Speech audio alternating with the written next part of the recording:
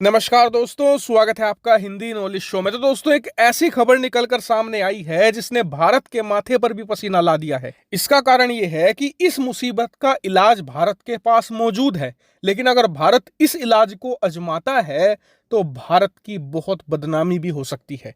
इसीलिए भारत सरकार अगर कार्रवाई करती है तो फंसेगी, नहीं करती है तो भी फंसेगी। अब आप कहेंगे कि ये मुसीबत कौन सी है और इसका इलाज क्या है। ये दोनों आपको बताता हूं। सबसे पहले मुसीबत। दरअसल आप सभी लोग जानते हैं कि रिजर्व बैंक ऑफ इंडिया हर हफ्ते भारत के फॉरेक्स रिजर्व यानी कि भारत के खजाने के बारे में अपडेट देता है। इस हफ्ते भी अपडेट आया है और उस अपडेट में बताया यह गया है कि भारत का विदेशी मुद्रा भंडार लगभग $6.5 अरब गिर चुका है एक ही हफ्ते में, और यह पहुंच चुका है $564 अरब पर। और आपको बता दूं कि अब से करीबन 3 महीने पहले यह करीबन $640 अरब पर था, यानी कि बहुत ही बड़ा मैसिव फॉल आया है। और आरबीआई ने यह भी बताया है कि हमारा जो विदेशी मुद्रा भंडार है वो अब 2 साल के निचले स्तर पर जा चुका है। इतनी ज्यादा गिरावट आई है। लेकिन इससे भी बड़ी मुसीबत मौजूद है। दरअसल भारत का जो रुपया है वो भी इतिहास के सबसे निचले स्तर पर आज गिर चुका है और 80.19 का जो मार्क है उसे हिट कर चुका है। और ये बड़ी मुसीबत क्यों है? क्योंकि जो हमारा खजाना गिर रहा है, विदेशी मुद्रा भंडार लगातार गिर रहा है, उसके दो बड़े कारण हैं। पहला ये कि दुनिया भर में कच्चे तेल की कीमतें बढ़ रही हैं, इस वजह से भारत को ज्यादा डॉलर खर्च करने पड़ रहे हैं। लेकिन जो दूसरा बड़ा कारण है वो ये कि हम भारतीय रुपए को संभालने के लिए, जिससे कि भारतीय रुपए ज्यादा ना गिरे, बहुत सारा अपना जो डॉलर है, विदेशी मुद्रा भंडार है, उसे मार्केट में रिलीज भी कर रहे हैं।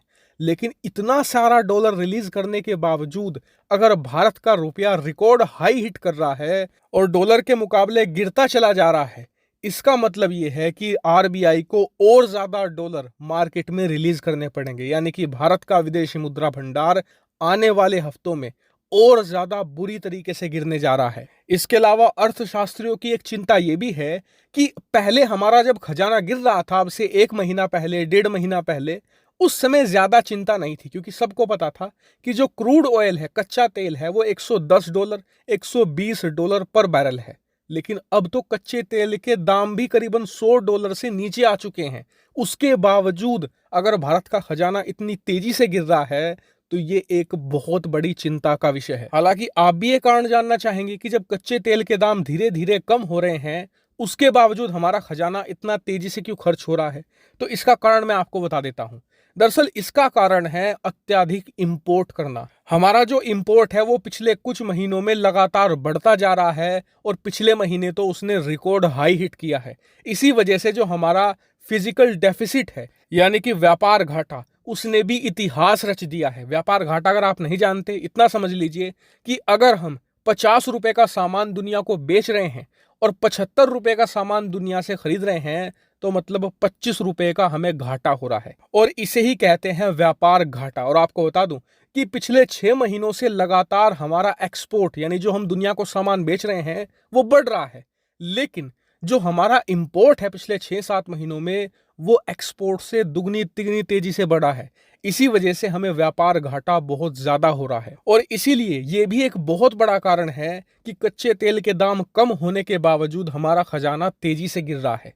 लेकिन क्या इसे रोकने का सलूशन है सरकार के पास? बिल्कुल है, और बड़ा आसान है। लेकिन अगर हम इस सलूशन को आजमाते हैं तो हमारी अर्थव्यवस्था की बदनामी हो सकती है, जैसे पाकिस्तान की हुई, श्रीलंका की हुई, नेपाल की हुई। और जो दुनिया भर के निवेशक हैं वो हमारी अर्थव्यवस्था को शंका की नजरों से देख सकते हैं। इसलिए इन्वेस्टमेंट भी भारत में कम हो सकता है।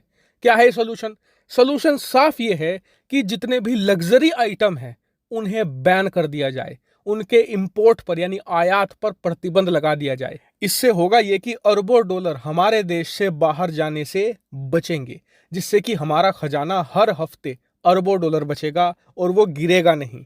लेकिन इस फैसले के बहुत सारे इम्प्लीकेशन यानी कि नुकसान हो सकते हैं।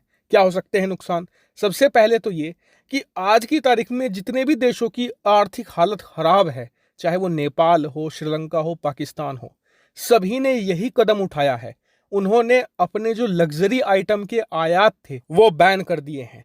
और इसीलिए अगर भारत इसी बीच यही सेम फैसला लेता है तो दुनिया भर में हमारी इकोनॉमी की निगेटिव छवि बनेगी। जो निवेशक हैं, जो भारत में पैसा लगाना चाहते हैं, वो डरेंगे कि कहीं भारत की अर्थव्यवस्था में कोई गड़बड़ तो नहीं है।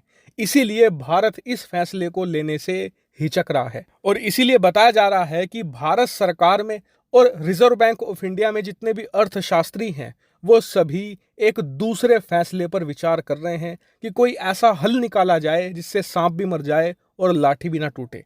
हालांकि इस पर आपका क्या मानना है, कमेंट करके जरूर बताएगा। फिलहाल इस वीडियो में इतना ही। Thank you very much for watching video.